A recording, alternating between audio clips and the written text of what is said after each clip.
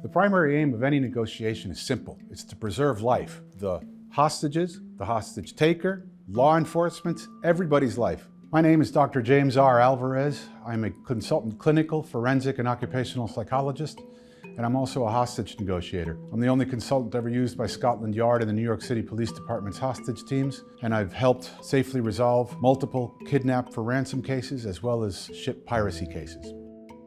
The techniques that we use are mostly by listening, even, or maybe even especially with volatile criminals. Listening is a very important and extremely powerful human factor that, when used correctly, can do a great number of things that are useful in the context of hostage negotiations. For example, it can help calm or reduce the anxiety and the stress in a situation, thereby reducing the risks that are involved. Sometimes the majority of the work that negotiators are doing is suspending their own revulsion and disgust at what the kidnappers or the hostage takers have done. Remember, for example, in the case of Raoul Moat, he'd just been released from prison 2 days earlier for seriously assaulting a 9-year-old. So the work of hostage negotiators can be very difficult, but it's really about listening, and it's about understanding not just what they're saying, but what they're not saying and how they're saying it, because those things will often give you important data about what their motivations are and what they want from taking this action. How do you negotiate with somebody with a shotgun? Well, safety first. The first rule of rescue is to not become the second victim. You want to make sure that when you're negotiating, you're in a place of relative safety so that you don't become a part of the number of people that need to be rescued. The great majority of injuries and deaths to hostages happen during rescue attempts. That's why negotiated settlements are much preferred. They're not only safer, but they're more effective in the long term. And they're the best option for the hostage takers, and society in general. Raoul Moat, in this case, not the police or anybody else, was responsible for the violence caused. I don't think anything went wrong in this hostage negotiation.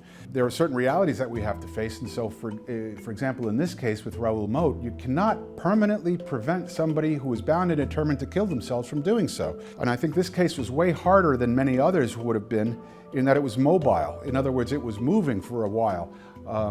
It was not just in one location like a school or a bank. I think the police did an excellent job here of not allowing the situation to escalate from bad to worse. Would I have done anything differently in this case?